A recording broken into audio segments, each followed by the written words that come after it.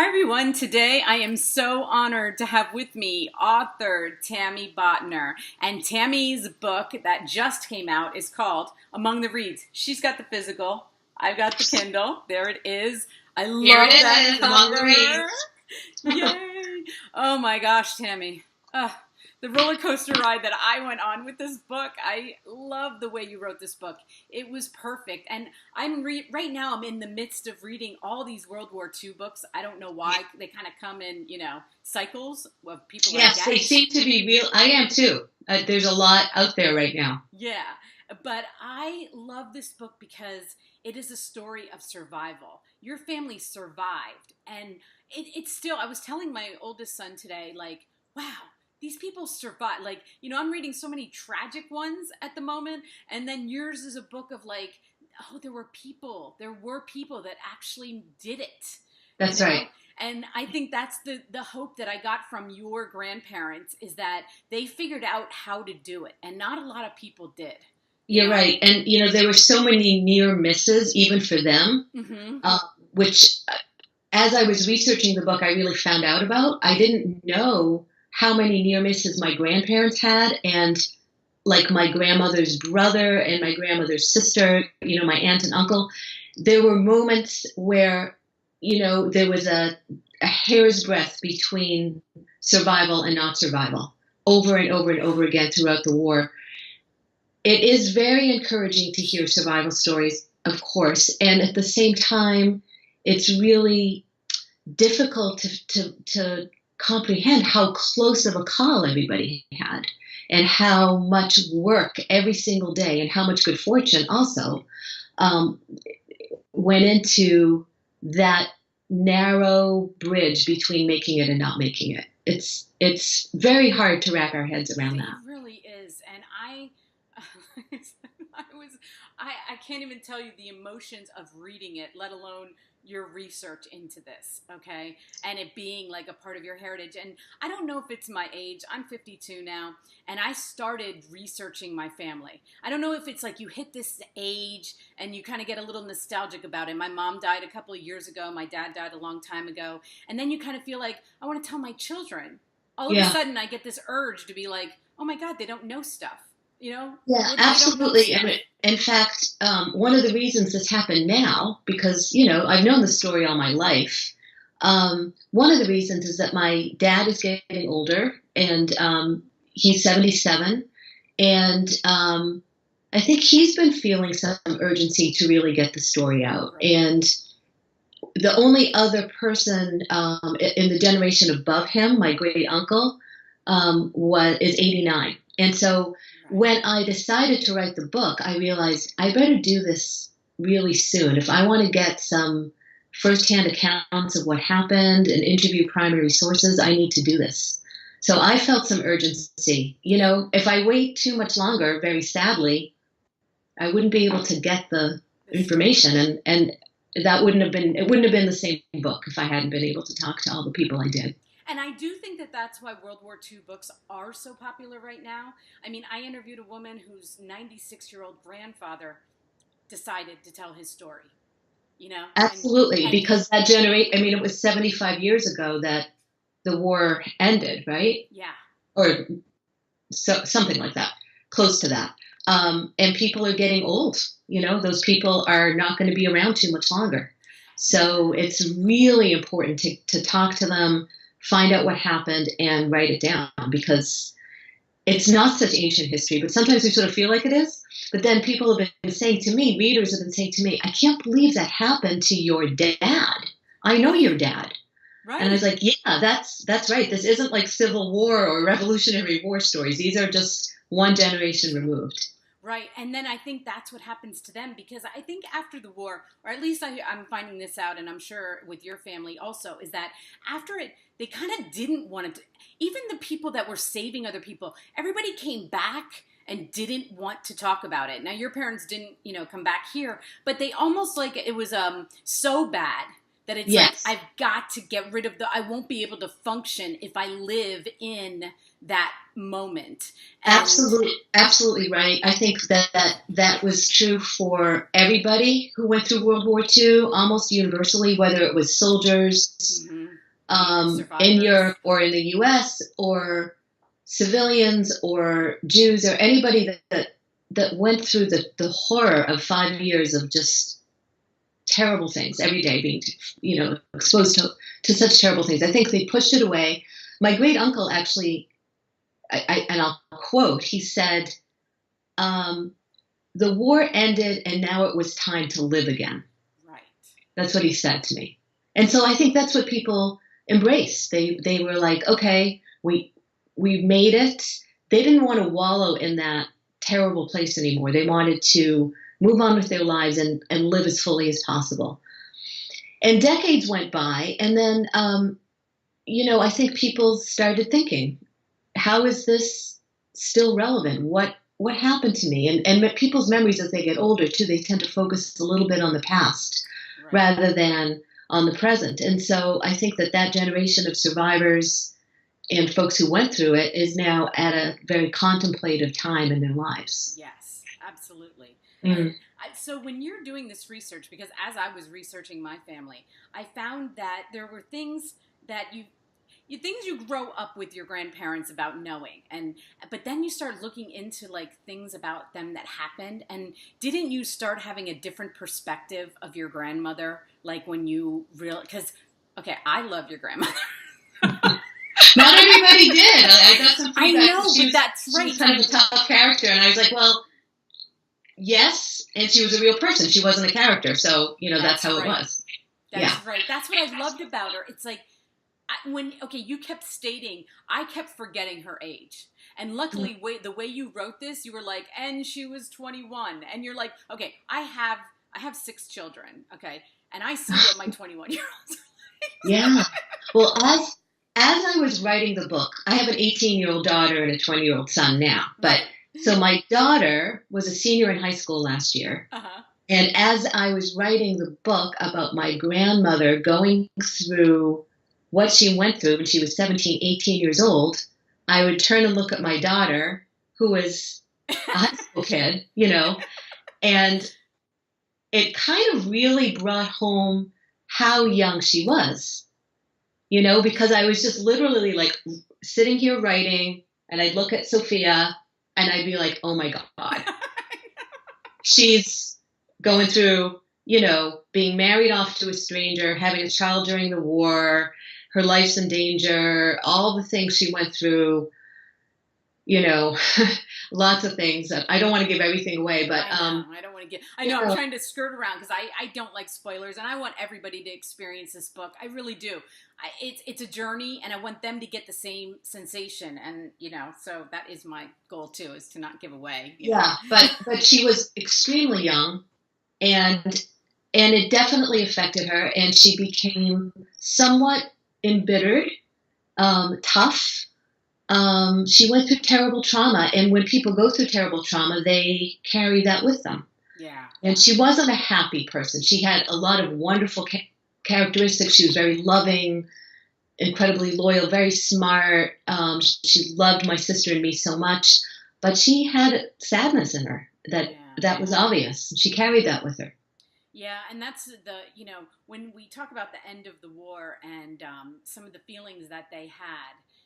First of all, I couldn't even imagine, and I was like, of course, like they wanted to live, okay? They were so trapped, for so long. These people they went from one day being in their house, everybody, I mean, not just them, but everybody being in their house, being secluded, being told where to go, when to go, having to hide, so then the day of liberation, they go outside and they're like, oh my God. I can walk outside. I can't even imagine that feeling, after all that time. And that speaks to also just wanting to put all that behind, right. just not wanting to ever go back to that terrible time. And people went through, like you said, like going from they're living their life, they have their families and their work, and they're, the kids are going to school and they're just going about their business, to very, very quickly having the Nazis take over, and then a series of decrees that just stripped people of their rights very systematically, very progressively, in a very orderly, chillingly well thought out way, so that people just experienced loss after loss after loss. They lost their ability to use public transportation, to go to stores, to go outside at night, to go to school. They lost their jobs.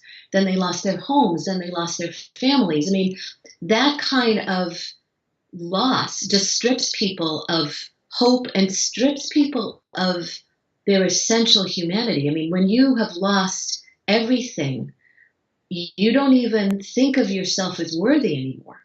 Right. They didn't have anything. And so thankfully, my grandparents avoided a lot of that by being very smart, by getting out ahead of things, by not accepting some of these decrees and just saying, we're not going to do that. We're going to, we're going to do our own thing. We're going to not toe the party line, and it was people like that who ended up surviving. Yeah. And you didn't go too much into it in your book. And, I was curious if you found out in the interviews, like how I know that he was a furrier. Okay. My grandfather, yeah. My grandfather was a furrier. But after the need for fur and people not being able to afford it, how did they serve? Did you ever really find out, like, because I kept wondering as I was reading it, I'm like, how are they eating? How did did they all stick together? Did you find that's a really good question? I don't have a perfect answer for you. I've asked my dad that question also. One thing that happened is that my grandmother was doing sort of black market stuff, and she was getting reimbursed for that. So, I talk in the book about how she was carrying sugar, right, which was a black market product, and she did it to make money. She did it so that she would have some money to buy groceries for her family. But where could they buy the grocery? Like, just trying to get a picture of, like, so they're kind of included. Yeah, my understanding is that there were severe rations, mm-hmm. but people who had identification were issued vouchers, and they were allowed to go into stores and get 100 grams of this and 200 grams of that per person who was registered. The trouble was, if you were in hiding, you weren't registered. So I think what most people in hiding, and I believe my grandparents also, is that they got false papers from the resistance. So my grandmother, I believe, had vouchers that were under a false name, mm-hmm. and she could go out to the stores and redeem those for whatever food products were available. Okay. But it was pretty difficult to make even, bare survival on the amount of food you were able to get that way. So in addition to that, there were shady back alley kind of ways of getting a little bit of extra. Maybe you could get a little butter, you get a little coffee or a little sugar, things that were, gold in those days. Right. So she did that.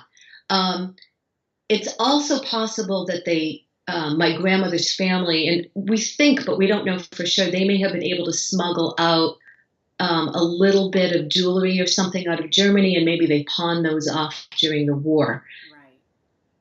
My family thinks that may have happened, but we don't have any proof or documentation of that. Right. Yeah, so they made it very by their wits. I mean, they barely made it, but they made it. Right, exactly. And that's what I like to see is like the whole picture, and it's like, a snippet of a day of, it's like, okay, you have to eat today. So it's like figuring out and then helping everybody around them, but being in hiding. I mean, I was just like, wow, how did, to me, we can't imagine, basically. No, we just can't. No, we can't. And it wasn't, as you read all these World War II books, you realize the terrible shortages and the terrible hardship that everybody was enduring in Europe during that time. The people in hiding even more so because they didn't have any legal way to get stuff, But even if you did, even if you weren't in hiding, there was almost nothing to get, and nobody had any money. So terribly difficult times. unbelievable stuff. I mean, it defies comprehension. It's really terrible to even go there, really, It really is. But beyond that, of course, even much more painful was the realization that your children were in danger. Right. And my grandparents, of course, had to deal with the horrible reality that it was quite likely that they wouldn't make it, that they would be picked up by the Nazis. And if they were, that their children would be deported with them. Yes. And that was no doubt the worst possible thing, as any parent, knows. If you think that your small child's life is in danger, that's the absolute worst, the worst thing that can happen. And so they were faced with that reality every day, watching out their window as people, trucks would pull up on the street. The Gestapo would storm into an apartment, drag people out, throw them on a truck, and they'd never be heard from again. And so seeing that with their own eyes, they were left with the choice of either hoping for the best, which was unlikely to be the best if they were a family with young kids, or contacting the resistance and giving their children up, and putting the kids in hiding alone without them at a very young age, for an unknown period of time, not even being allowed to know where they were going because it was too unsafe for them to have that information, and trusting that perhaps would save their life, while also knowing that there was a good chance that they would never be reunited with their children. That is the story, really, that made me write the book. Yeah, and also trusting, okay? They had to trust that the person they were giving their child to was who they said they were, because there was a lot of there were a lot of people you couldn't trust, because Right. as you pointed out in the book, there were a lot of Jews that were being told lies, and then you think Sure. that they're doing the right thing, and then they're not doing the right thing. I mean, it was just you had to have a lot of trust that what this person said they were going to do with your children was actually what was going to happen. Because That's a really good point. I don't know how they were able to ascertain whether the person who showed up at their door was legit. I suppose it was just a leap of faith, like you said. There were channels that Jews and other people who were being hunted knew about. They knew that there was this underground network. They knew that the resistance was hiding children. But yeah, I mean, to hand off your baby or your toddler to some stranger who shows up at the door and that's it. You would have to be in the most dire straits imaginable to make that decision. Absolutely. And that's why they made it, because they were there. Right, exactly. And I love the part that you pointed out too in the beginning was that, and me being like us not having to think about this in our times, but the fact is that if they look too Jewish, okay, so even the children were at risk in where they were going if they look too Jewish. Like it's like you're talking about a little child, and you're like, oh well, he has got dark hair and brown eyes, and now your dad. And then what's remarkable to me is that your dad did not, right? Didn't he? My dad was blonde with blue eyes, which was crazy to me. I was like, wow, and so he didn't look. It was easier. But his dad, his dad looks that way too. My sister's blonde with blue eyes. I mean, it's just a roll of the dice, and to think how much that mattered. That's what I'm saying. Like that mattered. That wasn't just I'm dark and my sister's blue-eyed, whatever. Yeah. Who cares? Interesting. Yeah. Was really a matter of life or death. Potentially. Yeah, exactly. And then your dad had to worry more about staying in because he looked more Jewish. He had to worry about his looks more so. Too. Well, that was my grandfather. I mean, my grandfather had. No, it's fine. My grandfather had to stay in because he looked Jewish, even though he had blue eyes. He had a Jewish face, and he was from Poland, and he had a strong accent. And the accent, that's another thing. Yes. Yeah. So if you had an accent, that's it. He learned the language. He spoke French, but he was clearly foreign. And if you were foreign and the police or the Nazis stopped you on the street, you were gone. Right. That was it. And my dad, when he was a hidden child, what made his situation so difficult was because of his youth and the language barrier. So he was a 2-year-old, and he had spoken German and Yiddish at home, and those are the languages he understood and knew. And when he was taken into the Belgian convent, they spoke French. And as a 2-year-old, he just didn't know what anyone was saying. So in addition to being whisked out of his family, his milieu, being completely flabbergasted by that, he, in addition, couldn't talk to anybody. Right. And couldn't understand what was being said to him. And I think he really shut down, because kids are actually really, really good at learning languages. And my dad, eventually, he speaks 5 languages. So it's not that he couldn't have learned the language. I think that as a 2-year-old, he just shut down and became terribly depressed and didn't communicate for a long time.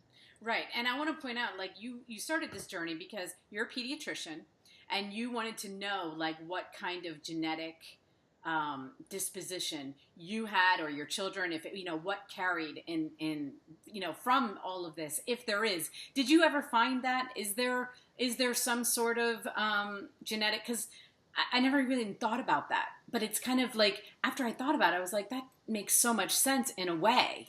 Yeah. So yes and no. Epigenetics is an emerging scientific field that looks at how genes are modified by experiences. Okay. We used to think, like when I went to med school, we were taught that when a baby's conceived, that baby gets genes from its mom and its dad, and those genes are its genetic blueprint, that person's genetic blueprint forever, and that was unchangeable. That's what we learned in the 80s when I went to med school. We know now that it's much more complicated than that. We now know that, yes, you get your genes, but everything that happens to you during your life, from major things to minor things, from illnesses to exposures to foods that you eat, exercise, medications, trauma, being in love, everything that happens to you modifies your genes a little bit. And that changes the expression of the genes, meaning that, each gene codes for something, whether it's a protein or something. And so things get, the end product of those genes is changed by experience. So it's been known for quite some time that Holocaust survivors have an altered level of a stress hormone called cortisol. Right. But recent studies have shown that not just the survivors, but their children have an abnormal cortisol level too. So these are kids of survivors who didn't go through any trauma themselves, but inherited those genes in that altered state from their parents. So we now understand that things that happen to us affect not just us, but our progeny. And that's a pretty remarkable sea change from what we used to think about. And that's true not just for people who went through trauma, but everybody. Everybody, in a sense, carries the genetic blueprint or the genetic echo of what happened to previous generations in their own genes. Now, when I had my first child, my son, Ari, 20 years ago now, after I brought him home from the hospital, I experienced almost what felt like flashbacks to being hunted by the Nazis. And I think part of that was that I related strongly to my grandmother, who would come home with her first child, who was a boy. And so I was sort of remembering maybe conversations that I had heard. But it felt so much more real to me than just reflecting back on someone else's experience. It felt like it was happening to me right now in real time with that degree of anxiety. It was a very excruciating experience for me. It was very terrifying. I wasn't psychotic. I mean, I knew that it wasn't really happening, but it felt like I just felt like I was in that time. Right. So when, years later, when I learned about epigenetics, I thought, that's really interesting. Maybe there is some kind of genetic echo. I don't think it's as simple as I inherited a memory. I don't still think it's, unfortunately, as simple as that, but that maybe there is something there and on a genetic level that came down to me through my dad's experience as a young child, for example. Right. And I was trying to think about, my life, and I've had 6 children, and pediatricians are my favorite people. I love pediatricians. I got to spend a lot of time with pediatricians. But, anyway, I was thinking, every family has things, okay? There are some things that are, but it doesn't matter because it's that person's experience, what I've learned. Like we can look at your grandparents and be like, but that's so, my grandparents didn't experience that, but what they did experience was other things, And then as I started looking into them, I'm like, is that why that seemed so real to me? Like, as I was learning things, I did feel a connection.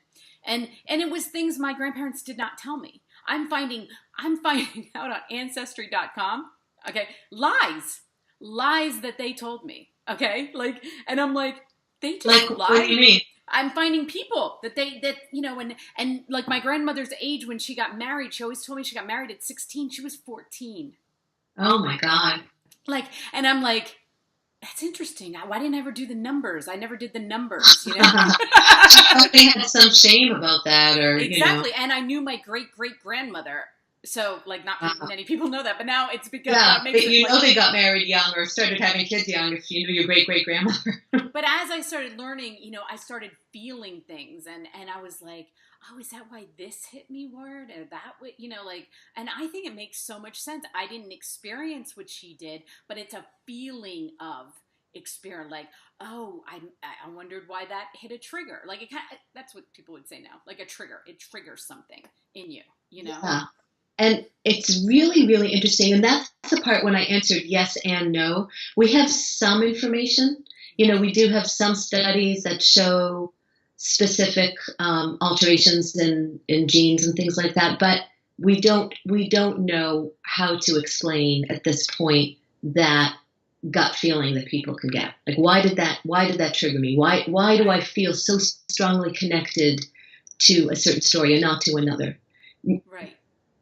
Maybe it's explained by epigenetics. Maybe it's not. I don't know, but it's interesting. It's fascinating to me. It is. And then we know just from having children, we can say, well, at least we protected our children and they aren't experiencing what we or our ancestors did. But then when you found that out, then you were like, oh, there's some things that we can't, quote unquote, protect them from, that they'll have to go through themselves. Oh, absolutely. That's sure. Interesting. Yeah. And on it goes. I mean, but there's also good things. There's good things that we inherit. So we have to keep that in mind. I mean, people who went through extraordinary trauma like a genocide, obviously, those are terrible experiences that most people won't and should never have to go through. But all of us carry whatever happened before, good and bad, in our genes. We pass that on to our kids, and also what we do, gets passed on and so on. And that's why I was saying, like, the hope about this book is like, yes, they went through things we can't imagine. But the thing that I would feel like if I were you is like, but they did. Like, there are so many books out there about people who did not survive. Okay. It ended. So whatever they had to do, and you'll only know a little bit of what they did because we weren't there, but those decisions, those quick decisions they had to make, and those were inherent in them. Like, they were making decisions that they didn't know were going to save their lives. And that means they're true survivors in that sense, Absolutely. And you could argue that it was, it was people who were able to think quickly to make the right decision, as it turned out, who were the ones to, run out of the room and find a back door or a back window and shimmy out and run down the street and, go downstairs when the police were going upstairs or whatever it was they did. It was people who had those instincts, those survival instincts, who made it. Yeah. you know, I don't know what to say about that. I mean, another thing that I thought about a lot while I was writing this book is this is a story of a family that made it, as you said. Well, some people made it. I mean, as you know, most of my grandfather's family back in Poland did not make it. Yes. But I felt this this mission sort of to tell the story partly for all the people whose stories will never be told.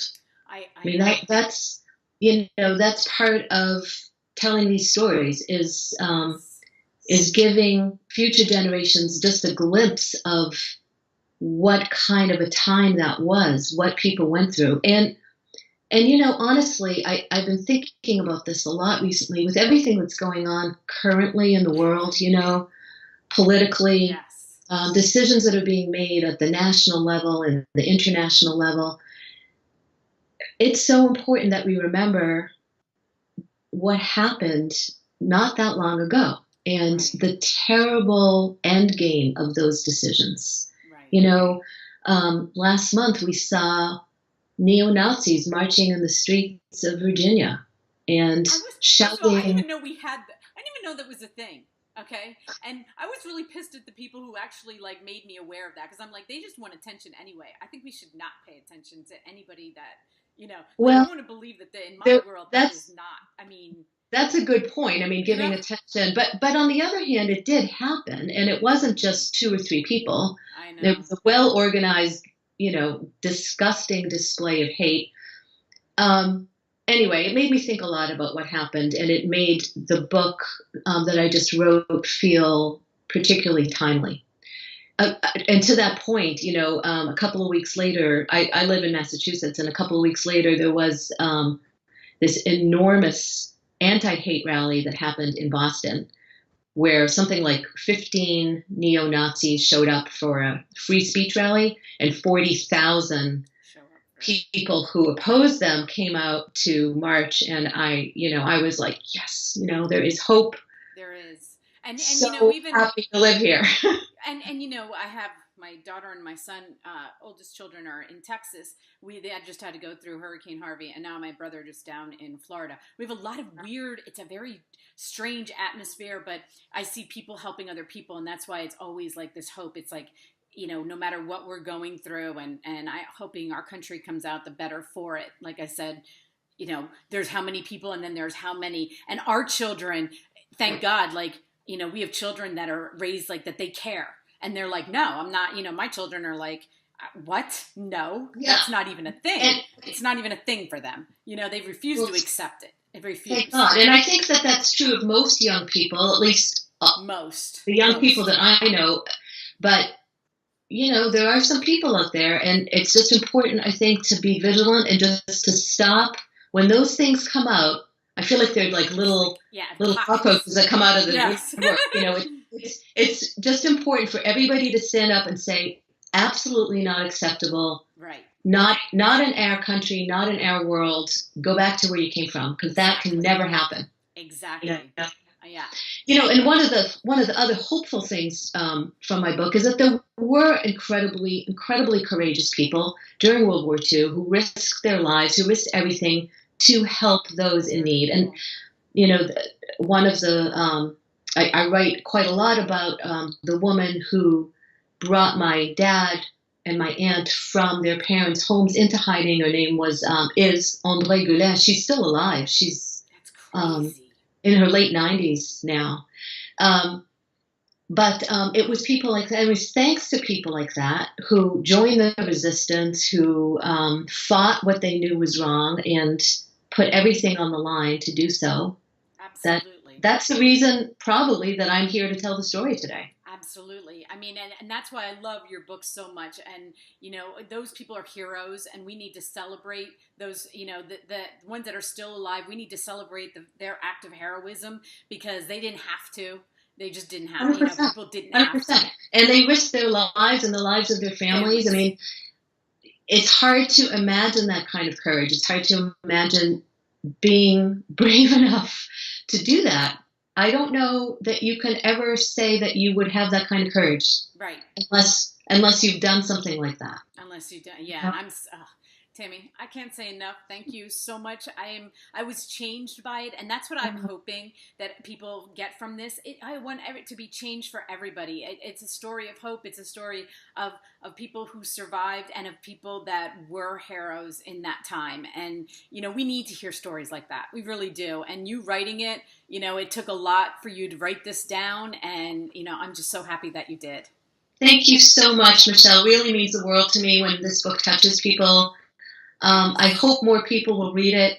I think it's an important story. I think it's a good story. I'm getting really good feedback from readers saying that, it's a page turner. They couldn't put it down. It read like a novel. And I was hoping that people would feel that way because I wanted the reading experience to be a compelling one. So that means a lot. I found it, just so people know out there, like I'm on Facebook. Okay, my authors are all the people I've interviewed for the most part. I find on Facebook.